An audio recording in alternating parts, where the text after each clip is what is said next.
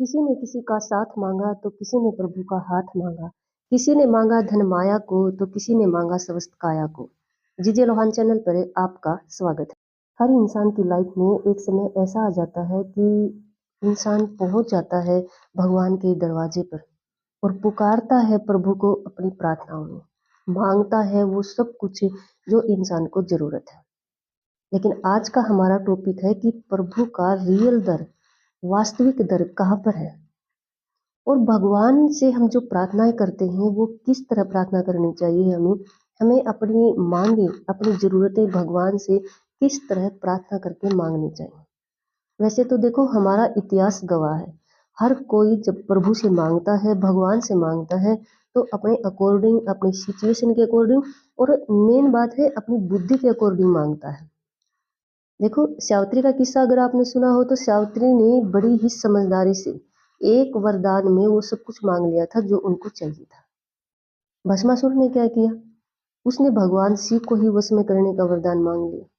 इसी तरह से हिरण्यकश्यप, बहुत सारे ऐसे एग्जाम्पल हमारे इतिहास से गवाही के रूप में है कि हर कोई अपनी मनसा के अकॉर्डिंग, अपनी जरूरत के अकॉर्डिंग भगवान से प्रार्थना करता है और अपनी जरूरतों को मांगता है। देखो, मांगना, प्रभु के दर पर जाकर मांगना बिल्कुल गलत नहीं है, लेकिन हम किस तरह से प्रार्थना करें और भगवान का असली दर कहाँ है, कहाँ जाए, इसी टॉपिक पर आज मैं चर्चा करने वाली हूँ।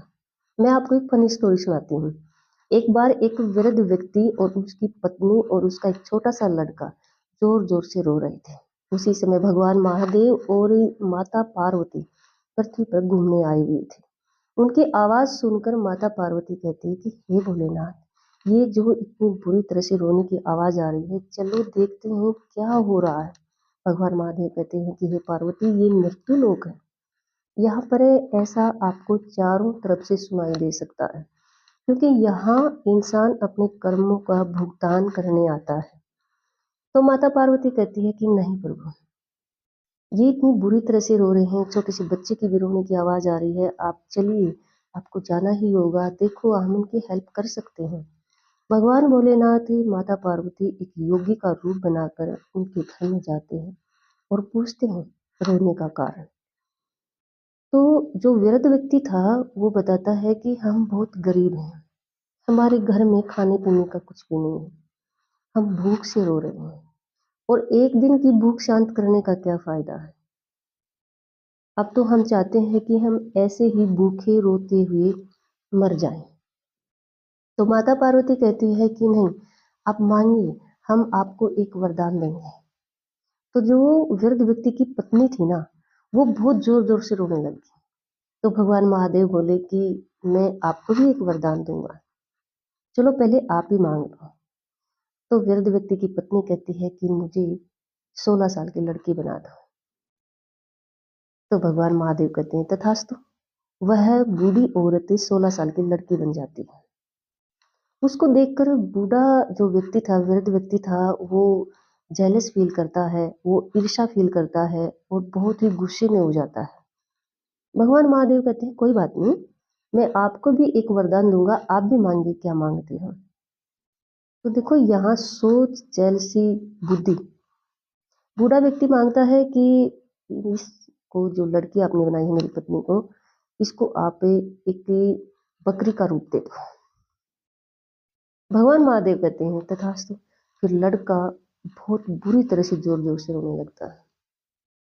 माता पार्वती कहती है बेटा आप भी मांगो, आपको क्या चाहिए। तो लड़का कहता है कि मुझे मेरी माँ वापस दे दो। 3 वरदान दिए उस घर में और तीनों ने ऐसा कुछ मांगा कि कुछ भी नहीं मांगा।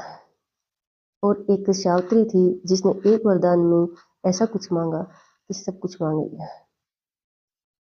जो प्रहलाद की स्टोरी, जो किस्सा आपने सुना हो, तो प्रहलाद ने जब भगवान को पुकारा और भगवान ने वरदान देने को कहा, तो प्रहलाद ने कहा कि मुझे ऐसा स्थान दीजिए कि मुझे मांगने की इच्छा ही खत्म हो जाए। हर किसी की अपनी अपनी सोच डिपेंड करती है। मैं आपको एक किस्सा और सुनाती हूँ जिससे आपको ये दोनों बातें क्लियर हो जाएंगी, भगवान का असली दर कहाँ पर है और भगवान से हम किस तरह प्रार्थना करें। एक बार एक गुरु अपने शिष्यों के साथ सुबह की प्रार्थना कर रहे थे, योग साधना में बैठे हुए थे। सभी शिष्य आंखें बंद करके ऐसे बोल रहे थे, जो प्रार्थना वो अपने अंदर ये दोहरा रहे थे, रिपीट कर रहे थे। लेकिन जो गुरु था वो ऊंचे से स्थान पर शांत स्वभाव में बैठा हुआ था, आंखें बंद करके। तभी वहां से एक व्यक्ति गुजरता है और वो वहां पर रुक जाता है। व्यक्ति कहता है, हे गुरुदेव, मुझे माफ करना, लेकिन मैं आपसे एक सवाल पूछना चाहता हूँ, अगर आपकी आज्ञा हो तो गुरुदेव कहता है कि हाँ, कि क्यों नहीं, पूछिए। तो वह व्यक्ति कहता है कि जो ये शिष्य प्रार्थना कर रहे हैं सुबह की, इनके होठ हिल रहे हैं, यानी ये कुछ रिपीट कर रहे हैं, ये यानी ये कुछ बोल रहे हैं, ये मांग रहे हैं, प्रार्थना कर रहे हैं, कुछ भी है, इनके होठ हिल रहे हैं। लेकिन मैं काफी देर से देख रहा हूँ, आप बिल्कुल शांत मुद्रा में बैठे हुए हैं। क्या आप कुछ अंदर बोल नहीं रहे हो, प्रार्थना नहीं कर रहे हो? क्या आप भगवान को नहीं पुकार रहे हो? मैं इस प्रश्न का जवाब जानना चाहता हूँ। तो गुरुदेव कहते हैं कि मेरे साथ एक बार एक ऐसा कुछ हुआ जिससे मैंने सीख लिया कि भगवान से कैसे प्रार्थना की जाती है। तो गुरुदेव ने बताया कि एक बार मैं राजा के दरबार में गया, और जब मैं राजा के दरबार के सामने पहुंचा तो मैं देखता हूँ कि वहां पर एक भिखारी, फटे पुराने कपड़े, बिल्कुल फटे हुए थे उसके कपड़े, उसका हाल बहुत बुरा था, देखने से ही पता चल रहा था जैसे 2-3 दिन से इसको खाना भी नहीं मिला है। वो जो भिखारी वहां खड़ा होकर राजा को पुकार रहा था। राजा बाहर आते हैं और भिखारी से पूछते हैं कि कहो, आपको क्या चाहिए? तो भिखारी हंसते हैं, स्माइल करते हैं, और भिखारी हाथ जोड़कर कहता है कि महाराज, मैं आपके दर पर आया इस हाल में, आपके सामने आ गया। आपने मुझको, मैं चाहता था आप मुझे देख लो, आपने मुझको देख भी लिया। अब कुछ मैं मांगू, जरूरत नहीं होनी चाहिए महाराज, इस मैं कुछ बोल लूं, कुछ बोल के बताऊं, क्योंकि मेरा हुलिया, मेरी अवस्था, मेरी सिचुएशन, ये सब कुछ आपके सामने है। गुरुदेव कहते हैं कि मैं वहीं पर खड़ा खड़ा ये सब कुछ देख रहा था। तब मैंने सीखा कि सही बात है, राजा भिखारी का ये बात सुनकर बिल्कुल लज्जित हो जाते हैं, समझ जाते हैं राजा भिखारी क्या कहना चाह रहा था, कि मैं आपके सामने हूँ, किस हाल में हूँ, और तब भी आप पूछ रहे हो कि मुझे क्या चाहिए।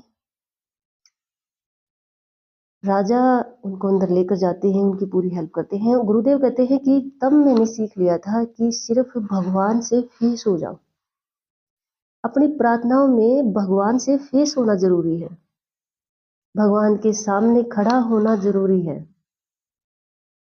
अब मांगना, फिर बोल के कुछ मांगने की जरूरत नहीं होती है। देखो, ये स्टोरी गुरुदेव उनको, उस व्यक्ति को बताते हैं। और आपने अगर सुदामा का किस्सा सुना हो, तो सुदामा जब भगवान श्री कृष्ण के पास जाते हैं ना, गरीबी में बहुत परेशान हो जाते हैं, और बचपन के मित्र थे श्री कृष्ण सुदामा के, उनकी पत्नी सुशीला के कहने पर जब वो उनके दरवाजे पर जाते हैं, श्री कृष्ण द्वारिकाधीश के पास जाते हैं, तो वो बोल नहीं पाते हैं, वो कह नहीं पाते हैं कि उनको क्या चाहिए। लेकिन भगवान के सामने पहुंच गए थे, भगवान को फेस कर लिया था, कुछ मांगने की जरूरत नहीं पड़ी। भगवान श्री कृष्ण ने वो सब कुछ दे दिया जो वो चाहते थे, जो उनको जरूरत थी। दोनों जो कहानी मैंने आपको बताई है, इनका एक ही मतलब है कि भगवान को फेस करना जरूरी है, भगवान के सामने, भगवान के दर पर जाना, उनको फेस करना, उनके सामने खड़ा होना जरूरी है। चाहे फिर कुछ भी ना बोले, चाहे फिर कुछ भी ना मांगे, ये जरूरी है। अब सबसे इम्पोर्टेंट बात, सबसे इम्पोर्टेंट क्वेश्चन, कि भगवान का दर कहाँ पर है, कहाँ पर जाकर खड़े हो, कहाँ पर जाकर फेस करें। क्या भगवान का दर मंदिर है, मस्जिद है, गुरुद्वारा है, या कोई भी ऐसा धार्मिक स्थान? जी नहीं, ये सिर्फ ही हमारी आस्था के स्थान है, हमारे धर्म के अकॉर्डिंग। भगवान का असली दर क्या घर में है, कहाँ पर है? भगवान का असली घर असली डर हमारे अंदर है। भगवान ने इंसान के शरीर की रचना ऐसे की है कि खुद स्वयं उसके अंदर बैठा है, बोलता कुछ नहीं है, करता कुछ नहीं है, लेकिन देखता उस इंसान के हर कार्य है। किसी ने अपने गुरु से ये क्वेश्चन किया कि दुनिया इतनी बड़ी है, कहते हैं भगवान एक है, तो इतनी दुनिया को संभालता कैसे है, देखता कैसे है? क्योंकि भगवान ने हर किसी प्राणी की संरचना ऐसे की है कि खुद का वास उस प्राणी के अंदर बना रखा है। अब क्वेश्चन ये उठता है कि भगवान से अपने अंदर फेस कैसे हो?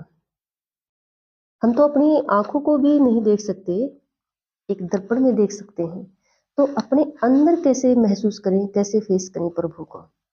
यही मेन बात है और इसका सीधा सिंपल स्पष्ट आंसर यही है, ये है ध्यान से।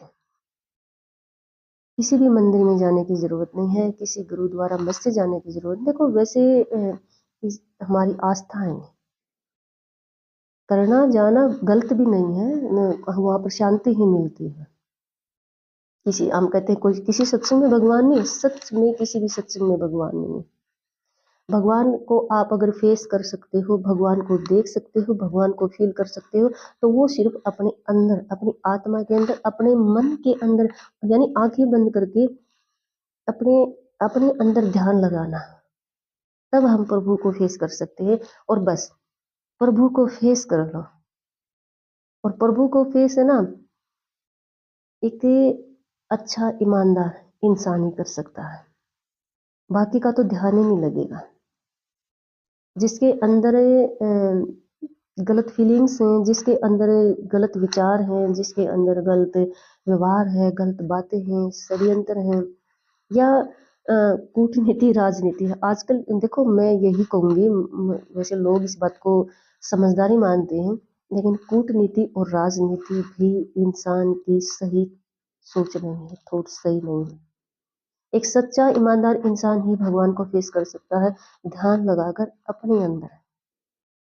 भगवान कहीं बाहर नहीं है, सच में रियल मानिए। चाहे आप किसी भी मंदिर में चले जाएं, बड़े से बड़े किसी मंदिर मस्जिद किसी कहीं पर भी चले जाएं, किसी भी धार्मिक स्थान पर चले जाएं, किसी भी बड़े गुरु के पास चले जाएं, लेकिन जब अपने अंदर फील करोगे ना, अंदर ध्यान लगाओगे, तब भगवान फील हो सकते हैं।